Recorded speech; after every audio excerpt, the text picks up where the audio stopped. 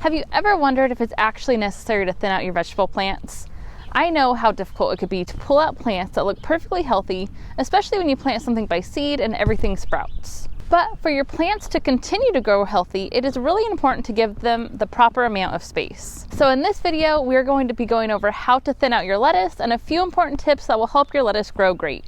So the very first thing you should pay attention to is whether or not you're thinning out lettuce that is a baby mix variety, also known as a loose leaf lettuce, or a head type variety such as romaine. This is important because baby mix varieties have very sensitive roots, and so you want to be extra gentle when you're thinning out those types of varieties of lettuce, whereas a head type variety has a little bit stronger roots, and so you don't have to worry about being quite as gentle.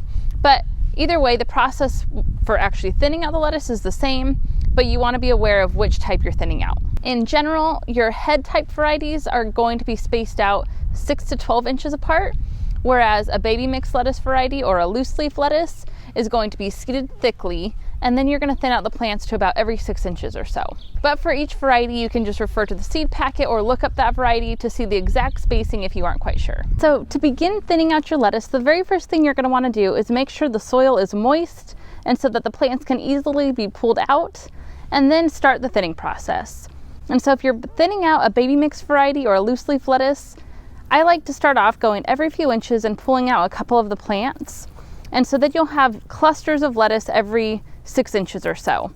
And so as you pull out plants, just be sure that you leave a cluster of lettuce in the ground where you're not damaging those roots, so that little bunch of lettuce can continue growing strong.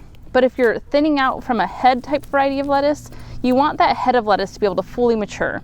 And so if you come to a head of lettuce that you want to keep in the ground, you're going to gently pull out the plants surrounding that head of lettuce, or use gardening shears and gently trim them off, and so that the plant that you want to keep in the ground can continue growing strong. So you can see right here, before I trimmed off that lettuce with the gardening shears, I had a really nice bunch of loose leaf lettuce growing, but it was hard to get to the roots right in the center of this big bunch.